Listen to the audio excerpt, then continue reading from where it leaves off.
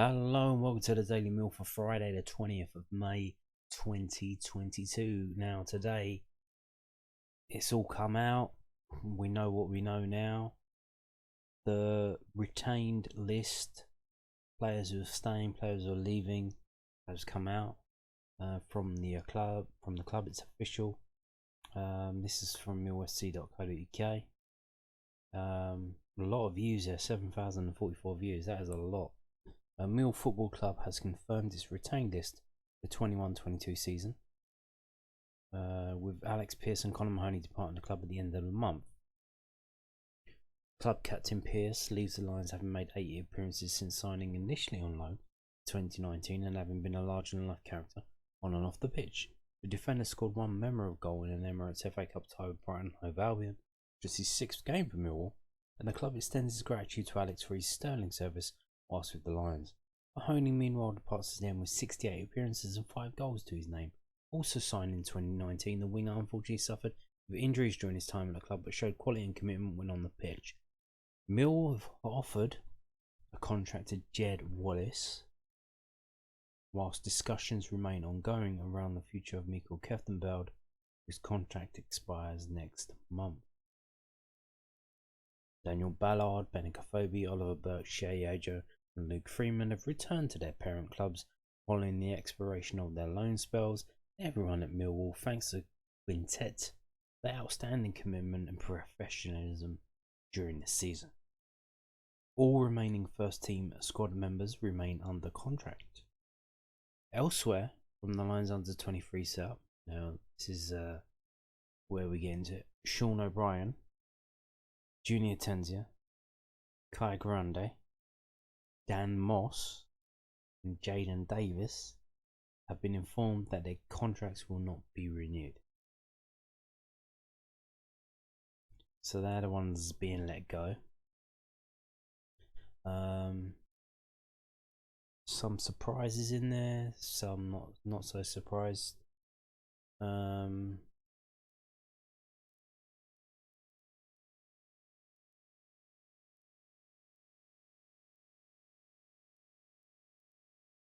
Shuan O'Brien seems to be a big surprise.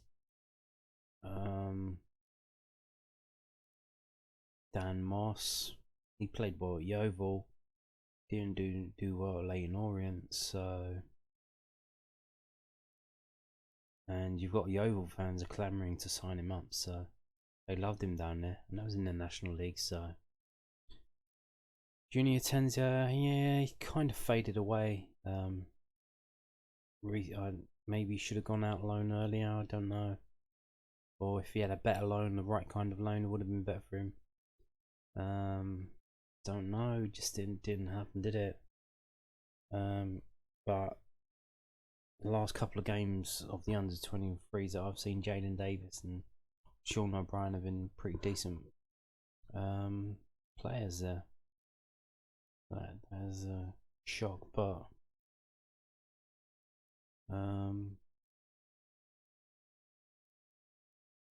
if they're not anywhere near breaking into the first team, which is why they're there, you gotta move them on because there's under 18s coming through, and you gotta give deals to them. So let's carry on. Alex Mitchell, Isaac Olofi, and Marlon Romeo return to the Den following the conclusion of their loan spells at Leyton Orient, Sutton United, and Portsmouth, respectively. So here we go. Jordan Gilmore, Ryan Sandford, Joe Wright. So they are all 3 goalkeepers. Arthur Penny, Nana Boateng, Tyrese Briscoe, Alfie Allen, Abdul Malik, Visart Lodge, Isaac Olofi, and Sebastian Drozd have had options on their contracts triggered. So I think options for another year. So they've just been auto renewed.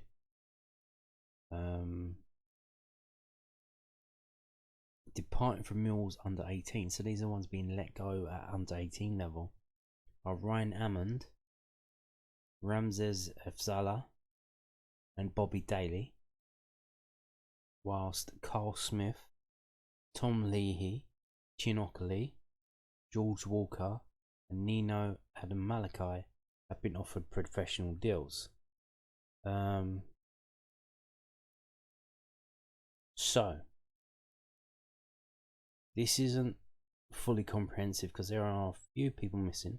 There's no Kamal Grant there. I showed you in a video the other day a Twitter post that said he's signed a professional deal at Millwall, which will be to playing under 23s and see how he gets on.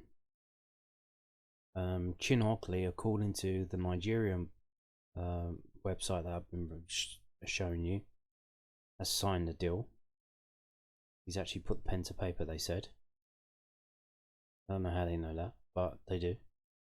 Tom Leahy has signed a deal. It's on his own Twitter, on Twitter. So yeah, and what they're not mentioning there is Zach Lovelace.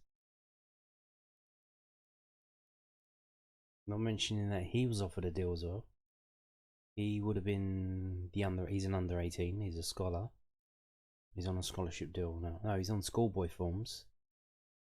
And I think I'm not sure if they offered him a scholarship deal or a pro deal. Maybe they've offered him scholarship and he wants a pro deal. Well, scholarships basically for 16 to 18-year-olds. They give them that deal, and then they're supposed to do like studying alongside it while doing the football as well. So, maybe they've offered a pro deal, but then if he doesn't want to do a scholarship, just take a pro deal, and then I don't know what his parents are doing, but you can imagine. He could do courses anyway. He could do Open University. I think, was it Isaac Loffy's doing Open University? You can do that. We could do Birkbeck. There are ways and means, you know what I mean. So yeah, that's Zach Lovelace is mentioned here. The club would like to place on record its gratitude to all departing for their hard work and professionalism throughout their time at Millwall and wish them the best of luck in their future careers. So yeah, and where will that be? Well, Dan Moss, like I said, Yeovil fans are clamouring for him to go back there. They loved him there. Jaden Davis, he's got a bit about him. He should and could get into the at least Conference South for now, and then maybe push on. Sean O'Brien as well. I mean, he's pretty decent, but although not last year but the year before, I think he had a loan at Bromley. I don't know how that went. So yeah, we'll no doubt keep watching them and see how they come back to bite us, but hopefully some of them do. Not you want them to, like a lot of like, oh, why are you letting them go? Oh, and if they get snapped up by another club and then do well, and then push on and become like a superstar footballer, it's like, yeah, look, good to them. Like, this might be the thing that's needed to fire them up, to give them the fire in their bellies to sort whatever problems they have, and so fix it and crack on. That could be the motivation they needed. So we will see. So just before this was announced today, we saw this, and I was actually looking at this story on around the internet, and then the retained list popped up. So they've already talking about extending contracts because you can see right there, Mr. Muscles, Shuan Hutchinson, Millwall defender, agrees to extend contract. So yeah, he's getting on a bit. He's 31. I think he's gonna be 32 this year or next season, whatever. They've extended his contract nice and early. Weird. Shuan Hutchinson, this is from londonnewsonline.co.uk, by the way. Shuan Hutchinson has agreed terms to extend his Millwall contract. The 31-year-old centre-back joined the Lions in July 2016. His deal at Fulham expired. Hutchinson has made 211 appearances and weighed in with 13 goals, the most notable being a late winner at Bristol Rovers that saw the South London club qualify for the League One playoffs in 2017. Nero Harris's side went on to beat Bradford in the final at Wembley, and been the Championship side ever since. The Geordie has been a mainstay of the back line. He's captained the team on numerous occasions.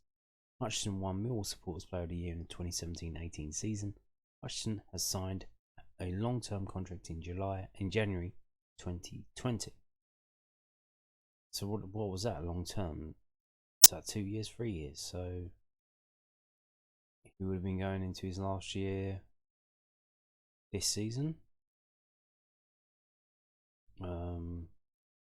Probably, I don't know. But they've upped it again, so is that another 3 years? Or another 2? I'll take him to 33. Well deserved. I don't know, but is it a pay rise? I don't know. Well, all very weird that this is done so early. Maybe it is a pay rise.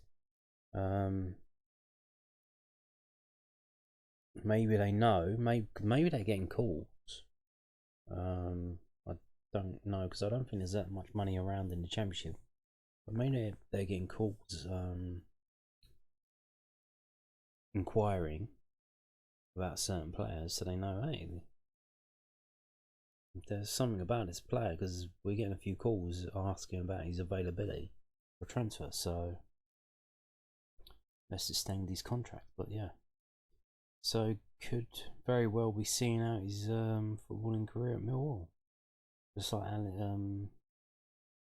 many other players have done. So well done, Shuan Hutchinson, getting your contract extended nice and early. Moving on now. Oh, maybe he didn't want to get into a situation that we've seen with Kieftenbeld and last season with Matt Smith and Alex Pearce, where the club seems to be trying to lowball people who are getting on a bit. When you get over 31, when you're 32, 33, 34, I don't think we had 34, but when you're above 30, they're trying to get you to take a pay cut. So maybe he's trying to stem that off before that gets going. And won't blame him. So I told you, and here we have it. This is from londonnewsonline.co.uk as well.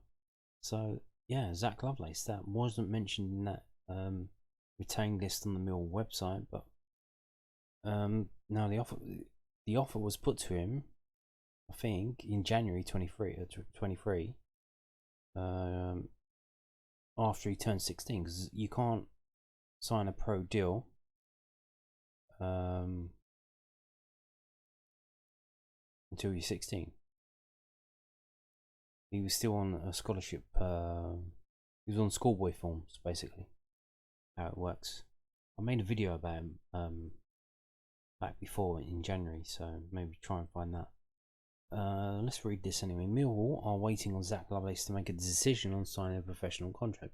The striker became the club's second youngest ever debutant when he came on against Coventry City in December, aged 15 years and 340 days.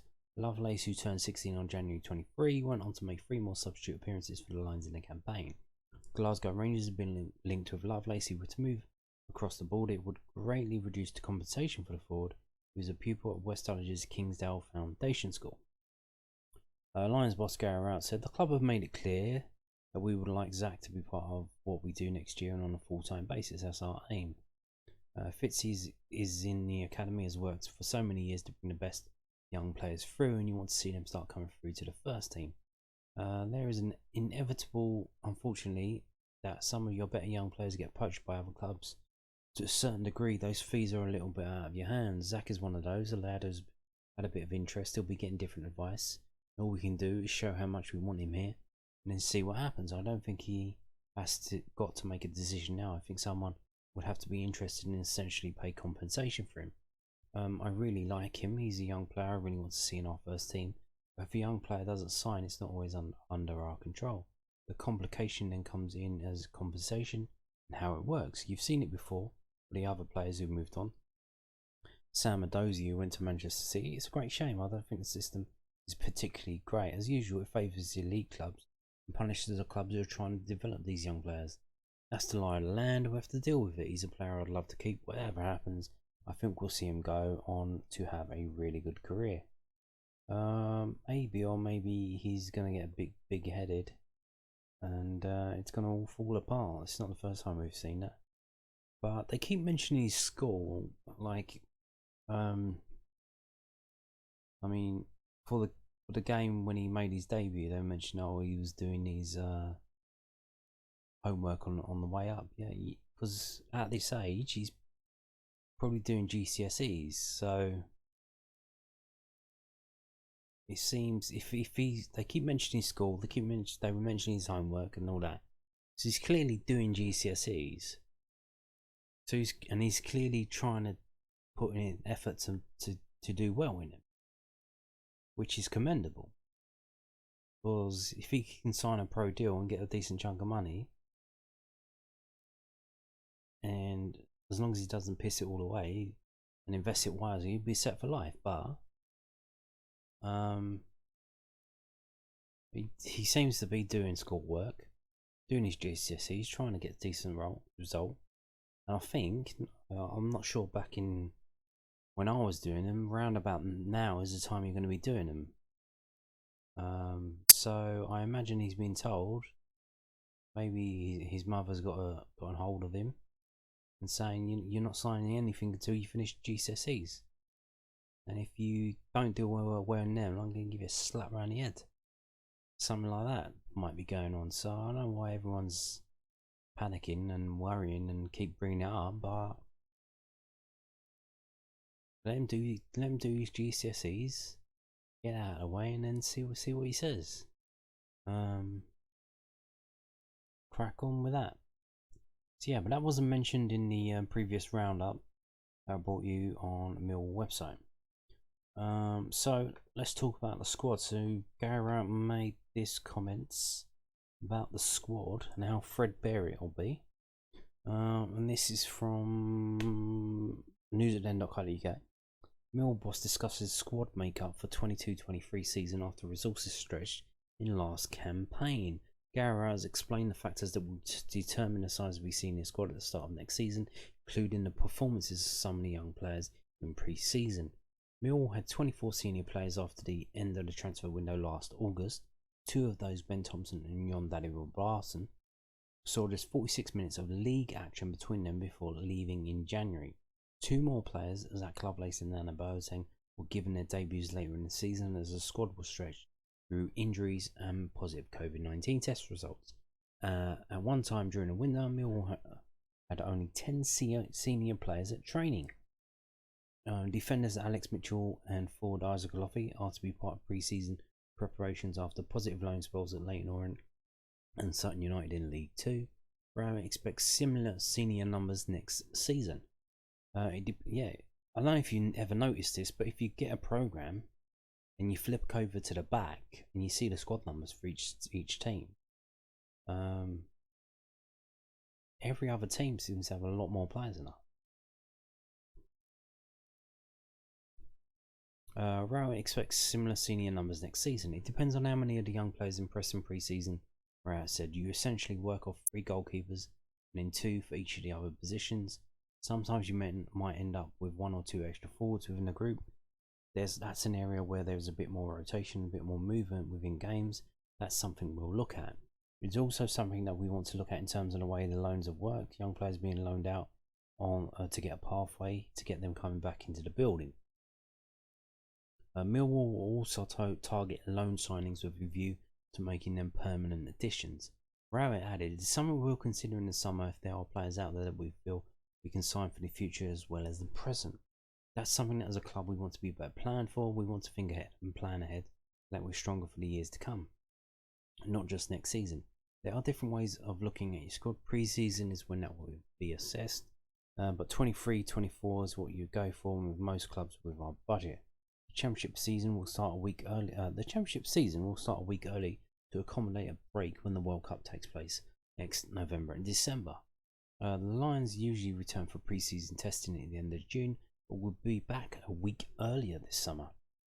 Rowett said, "We have less time to prepare this year, so we tried to do everything we needed to do so the players could get off straight away and enjoy their break. Coming back a week early is no real problem. They'll probably get that week back in November. They'll have 3 weeks without playing. We'll give them a week off at the start of that and then crack on again. They've got plenty of time off, haven't they? 6 weeks is enough time to make sure they're refreshed." Indeed, indeed, indeed.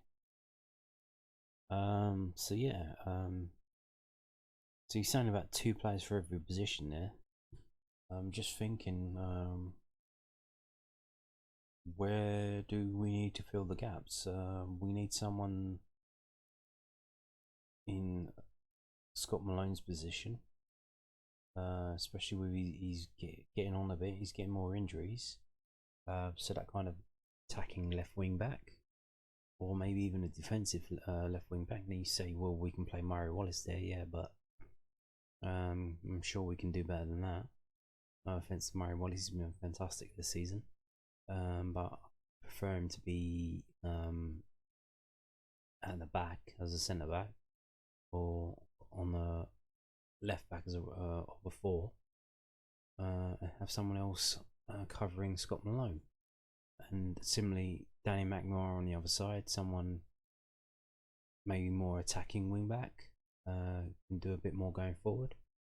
That maybe if we're chasing the game, we can make a substitution and bring them on.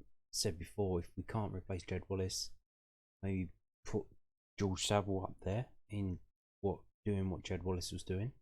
I'm not the same type of player, but when he was with us before, he was more attacking, and he did score a fair few goals. So he's been taking the free kicks and corners when Jed Wallace was out. So yeah, and then if he goes forward, who goes in the middle? Now I was looking through some of the players out of contract, so I don't know if it's already been sorted, but one that caught the eye, not a massive signing, so it might be one that we could afford, is Joe Rothwell from Blackburn Rovers, midfielder, out of contract, got pedigree, come through at Man United, been through all the England youth levels, under 15, under 16, under 18, under 20. So he's got pedigree there, class is permanent, form is temporary. He did pretty well for Blackburn last year. I don't know why he's letting why the contract's been let run out. Did he do it so he can leave? Did they do it because he's being paid too much money, or they need to reduce the budget? A lot of clubs are reducing their budgets. I mean, have you seen Cardiff? Steve Morrison's Cardiff. They've made 4 signings, and they seem to be shopping at bargain basement. They've signed a player from Lewis, Forest Green, St Mirren, and a German Bundesliga 2 club, and 3 of them have been free, and they paid a fee for the youngster from Lewis. So they seem to be struggling massively with their budget. I mean, there was some talk that Mylon Romeo might be going there, but could they afford him? I don't know. Very weird signings. I think they might be in relegation struggle next season. They were at the end of this season, so Cardiff could be in trouble. But yeah, indeed. So 24 players he's looking for. And how many do we have now? Well, I can tell you. So this is a handy little graphic that was put up by that Millwall podcast. Probably Omar did this. know if you watched that. It's a pretty decent show at times. So this is what's happening basically graphically. It's nice, easy things for you to see. These are the first team players still in contract at the top. Not a lot there. I think it's 14 there. Loans expiring, so 5 players leaving us because their loans ended. 2 players being released in the first team, Pierce and Mahoney. 2 players still being spoken to. One realistically, one not realistically in Jed Wallace. I mean, it looks like he's going to be leaving, isn't it? And then we've got 3 youngsters, well, 2 youngsters and one other one coming back from loan deals, and the other one seems to be not wanting to play for Millwall anymore. So it looks like he's going to be out the door as well. So our squad really is threadbare. I mean, what do we need here? Like in turn, like you can say, well, we need to replace Jed Wallace, but yeah, which like type of player do we need? Do we need a midfielder, attacking midfielder, sitting midfielder? I've said about attacking wing backs. Someone to cover for Scott Malone because he's going to be injured a lot. He's getting old. Someone to replace Danny McMorrow. If we need someone who's better going forward, because we really, in that Bournemouth game, you could really see what Rowett was saying about McMorrow and his ability to go forward and create things. Now, he didn't have Jed Wallace in front of him, but still, I mean, you need someone who can do something themselves and not rely on other players.